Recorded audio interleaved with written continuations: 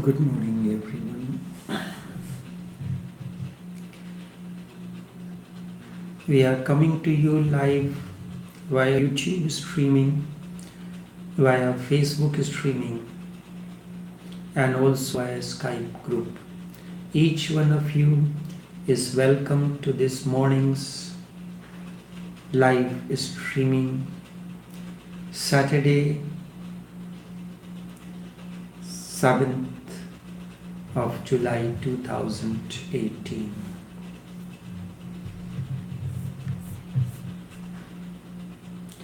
Consciousness and meditation.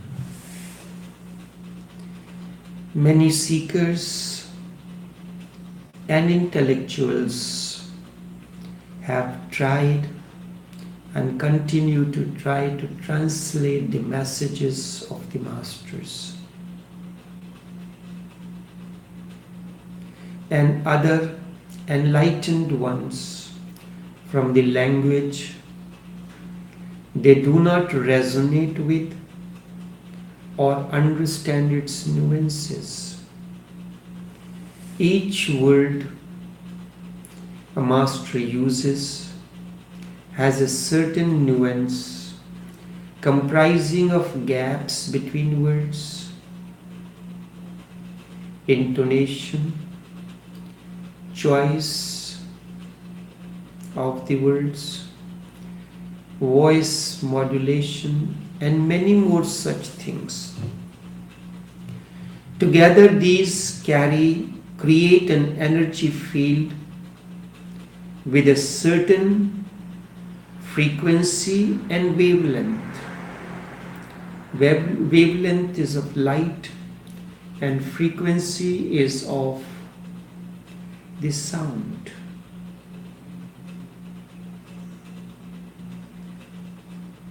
His verse is both sound energy and light energy.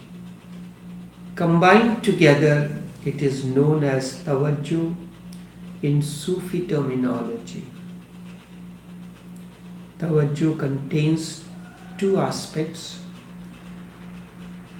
the light energy measured in terms of wavelength and sound energy measured in terms of hertz. So both light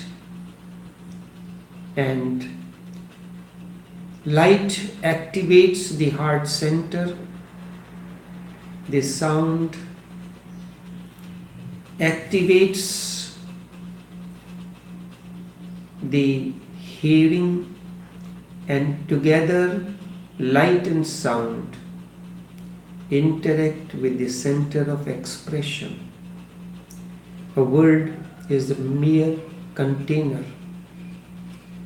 Word as container can be changed, replaced by another. But that which fills the container is totally different. That is not gross, instead very subtle. Innerness that comes as harmony between light and sound is the outcome of resonance between the master and the disciple. Krishna and the master, the enlightened one, communes his message differently to each disciple based on his innerness, based on his inner growth, based on what he is to continue as his work in the years to come.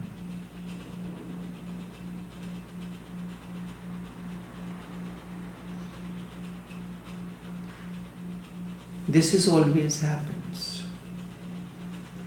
You will recall, and if you go back into, sometimes the message of the master is just a penetrating look. No words are spoken, but everything is communed. Other times, just wearing a smile on the face gives you the answer. Sometimes he uses the stern words. Sometimes a mere touch. These are the ways the Master communes with you.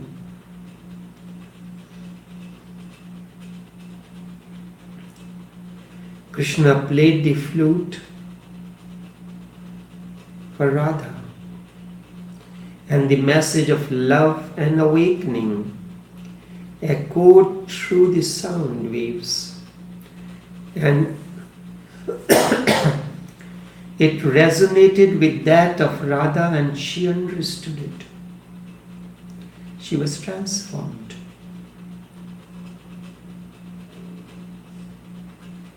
Arjun could not understand that way.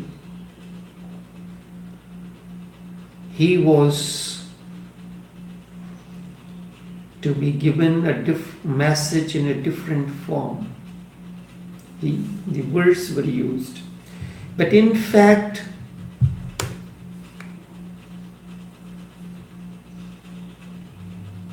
whether the words were actually used by Krishna to give the message of Bhagavad Gita, certainly not.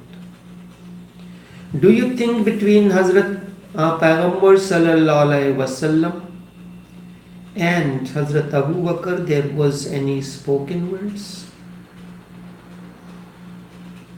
Silent communion happened between Hazrat Payghambar Sallallahu Alaihi Wasallam and Hazrat Abu Bakr Siddiq Raziyallahu Ta'ala anhu, because he was able to decipher his silence.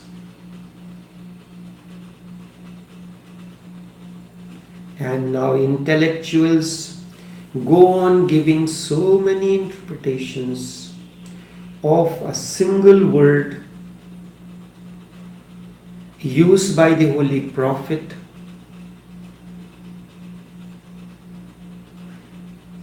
and yet still the message is not communed.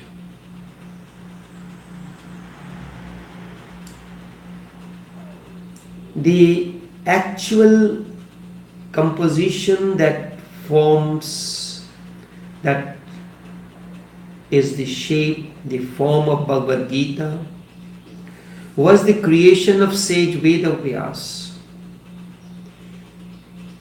After the war was over,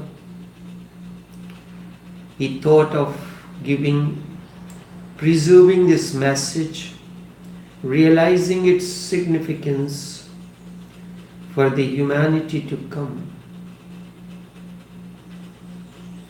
So, accordingly, he arranged the verses, deleted some, added some, and comprised it as a message.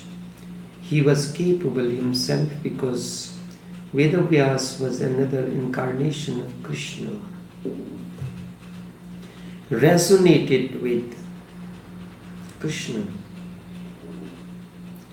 Krishna resonated with the absolute consciousness. The first verse, which is considered to be most insignificant, is the most significant one. Without knowing the beginning, the context in which it has been spoken, how can you understand your real matter?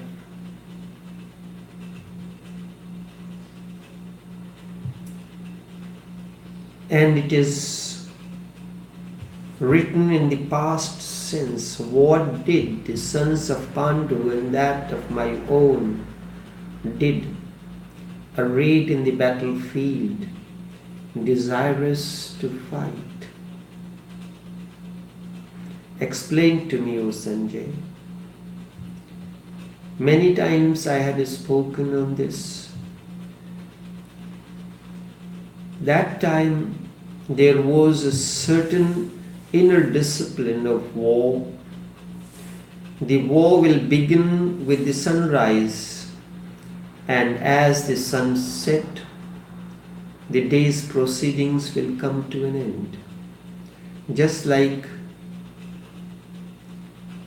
a cricket test match. It starts at a certain time and finishes with the fading of the light. If the light begins to fade earlier, the match, the day's proceedings will come to end. The war has been declared open. There was not much time. And if each sutra is spoken, let's say it contains 700 verses added and deleted for further explanations by masters like Adi Shankar and others. Specifically, it is the addition by Adi Shankar.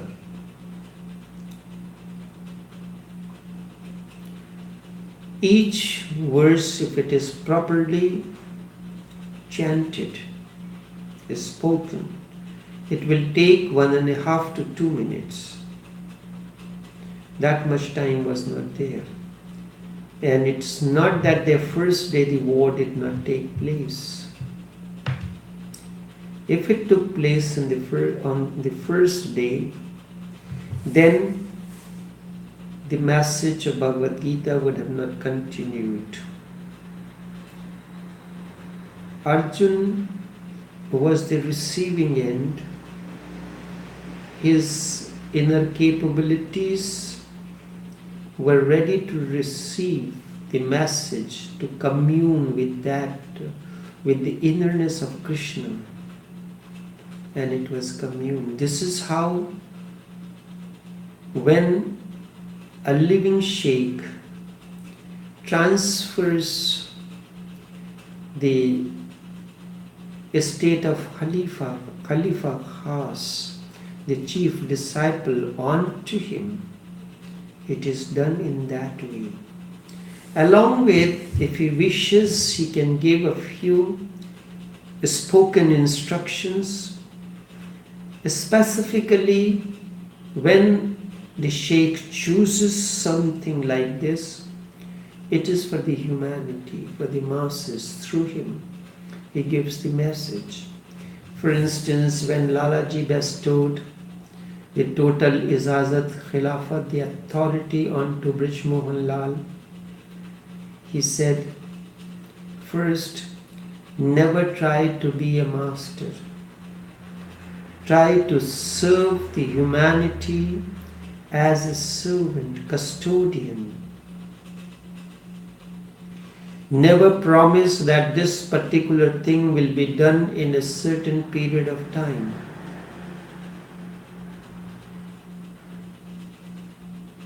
Do your best. And a few things like these. Through him, this message was given for everyone who feels an inner blossoming into him, and now the fragrance and the beauty is beginning to spread in its own way, depending on the growth of the inner flower. It is for them. This we have to understand. Continuing on consciousness and meditation, the very word Christ has its origin in Sanskrit language, and the root in Sanskrit is Krishna. Krishna is not name, is consciousness. From Krishna it has moved into many languages, and ultimately it became Christ. In its long journey from Krishna to Christ, Krishna has been one of the very significant milestones. Krishna is exactly halfway in the journey from Krishna to Christ. In fact, in Bengal, one of the Indian languages, Krishna is called Krishna. He is not called Krishna. Christ is not the personal name of Jesus. His name is Jesus. The moment he attains to the ultimate, he becomes Christ. In the East, we have called that state as Krishna. This is the same word and the same state too. Krishna refers to consciousness that is total and is transcended beyond duality. The goal of initiation or spiritual journey is to become crowned with the consciousness that is total and beyond all duality. And when this happens, you are resonating with that of the Master. In the East, we have called this as Krishna consciousness. In the West, we have called this Christ consciousness, but both have the same quality. Man lives in unconsciousness. He lives like a robot. The major part of his being is in darkness. Just a little bit has come out of the darkness. Just the tip of the iceberg, the very fragile part of the light. At any moment, it goes back again into darkness, an abysmal darkness. You are meditating all the time. This is an acid test for you. You are meditating, you are quoting different masters, using words, but someone insults you and you lose your consciousness. It is very fragile. You become unconscious, or you start using the kind of words that does not resonate with the state that you are manifesting. You start behaving in an unconscious way, and later on you yourself recognize it. Sometimes, if there is divine grace on you, otherwise you will not even know. You wonder, how did I do all this? You start saying it happened in spite of me. I never wanted to do it, but it happened. People have done things in anger which only insane people can do, and they were not insane. They were as sane as anybody else, but in anger, when you lose consciousness, you are in a state of insanity. In passion, they lose consciousness. Never lose your consciousness, your inner thread, your inner connectivity during anger and during passion. There are 1,001 situations every day that you encounter when you lose consciousness, so that the small portion of consciousness is not very effective either. If you are alert about using it rightly, the only purpose is to meditate with that small piece of consciousness that you have not. I have given this anecdote from the life of Gautam the Buddha. Every morning he will take a shower, put on his robe, take his begging bowl and his stick and go for alms. He will wherever you go, it was instructed upon by Buddha that before he collects the alms, he must share some words of wisdom with the people, with the host. So Buddha reached a place where he was not supposed to go, and crowd gathered. A talk began. A man from the crowd, amidst the crowd, came out. He first abused Buddha, but it did not make any effect on him. He spit onto him. This too did not make a difference to him. Buddha told the man, if you have anything else to say or do, please do, because you do not know when will I return to this place. This did not go well with his disciple Anand. He said, Buddha, what is this? You are an innocent man. This man cursed you and did spit on you. At this, through Anand, Buddha gave this message. He said, Anand, this man has not done anything to you. By opening your mouth or making a judgment or something, you are opening an account with him, and you will never know when you have to repay this loan or this account which you have opened with this person. This was the first part.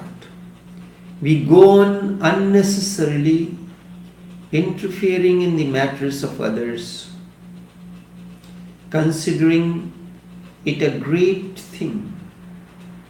There is nothing more stupid and insane than interfering in the affairs of others unless you are asked for. If you are asked for, then be cautious in saying things which you have to say, so that no new account is opened with anyone. The second was, Buddha told him, which explained the process. Do you know why I come to this village? Consciously, knowingly, I have closed all my accounts. But this account was open. I had been searching for this man and hoping that one day before I enter into Mahaparinirvana, I will discover him and clear my account with him. This man in the first place did nothing to you, but you are opening another account with this man out of your unconsciousness, your sympathy for me, which is erroneous. And the understanding is that it is because of this man that I have come. If I have reacted in any way, then I would have continued to have this account opened. This is the way of the masters. Through meditation, more and more of unconsciousness starts becoming conscious, and more of your hidden darkness starts disappearing. Right now, 90% is unconscious and only 10% is conscious. As you begin to meditate slowly and slowly, and you begin to fall within the energy field of the awakened one, the level of consciousness increases. The moment there is at least 50% of consciousness and 50% of unconsciousness, and then you can rely on your consciousness because now there is a balance. Now the unconscious cannot easily take over you. When there is 60% of consciousness and only 40% of unconsciousness, you can move with certainty in life. That is why at certain moments, in certain situations where there you are more confident than otherwise. When there is 60% of consciousness and only 40% of unconsciousness, you can move with certainty in life. Somebody can insult you and you will remain unaffected. When 90% becomes conscious and only 10% remains left unconscious, the first satori happens. The first glimpse of awakening. When 90% becomes conscious and only 10% remains left unconscious in you, the first satori happens. The satori is the first glimpse of reality. A window is opened through which you can see the rising sun. You can see the vast open sky, but only as a framed image.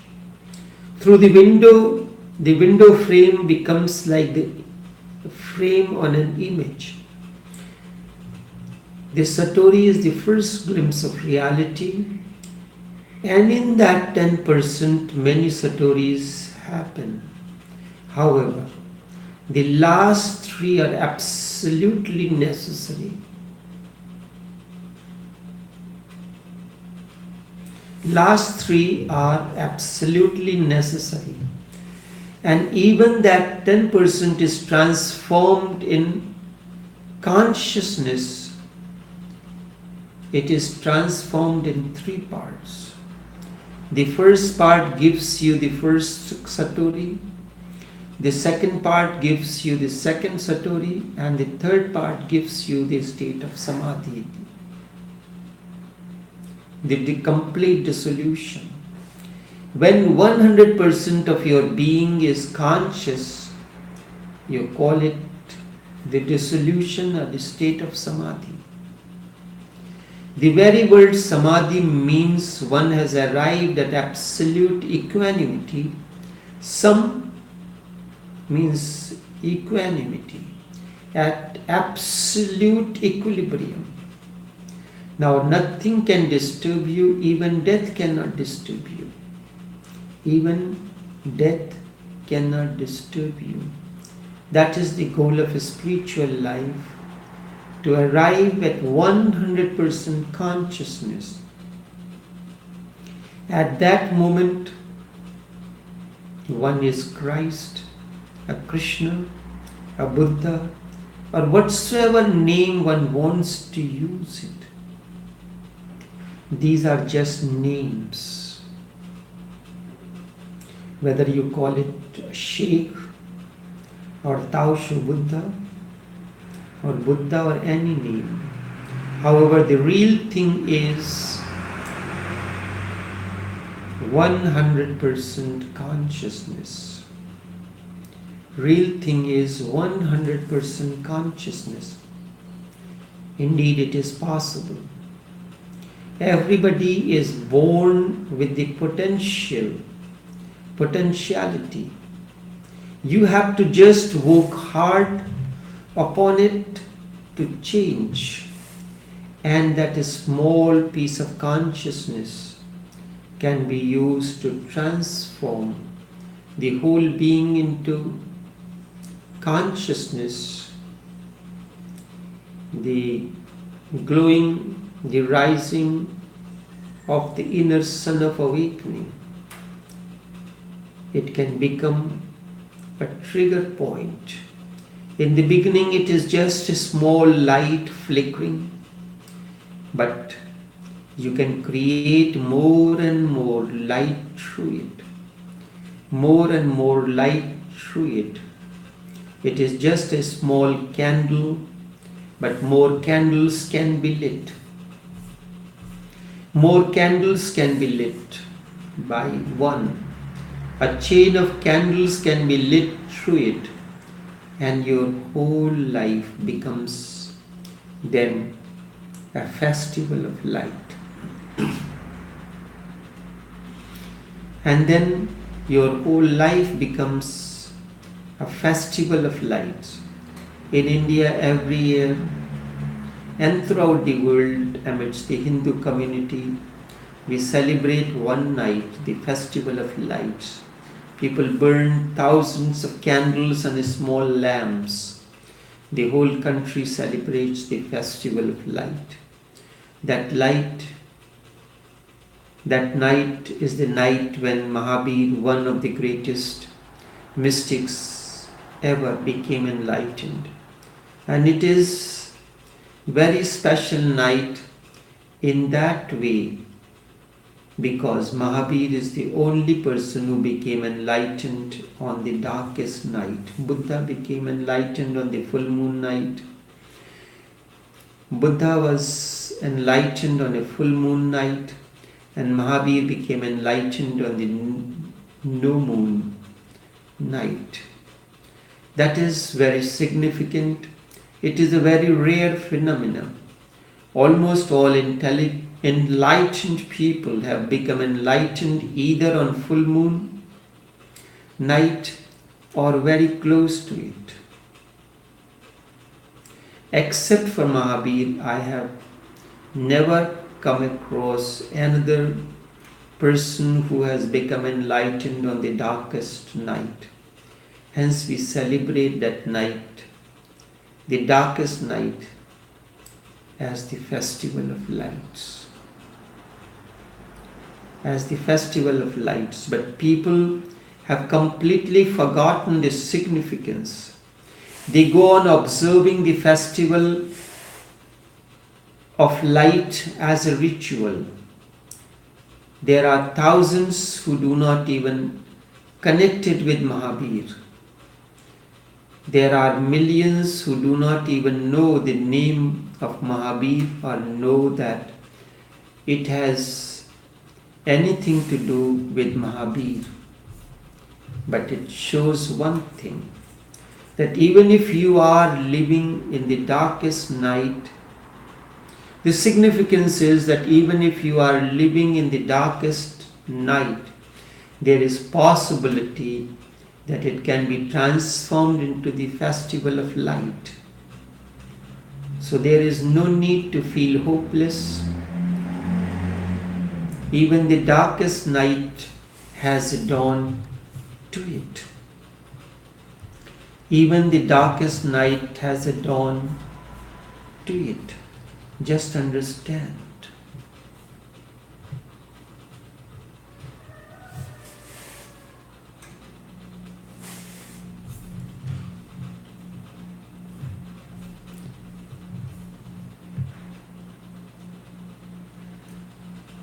Only this much for this morning.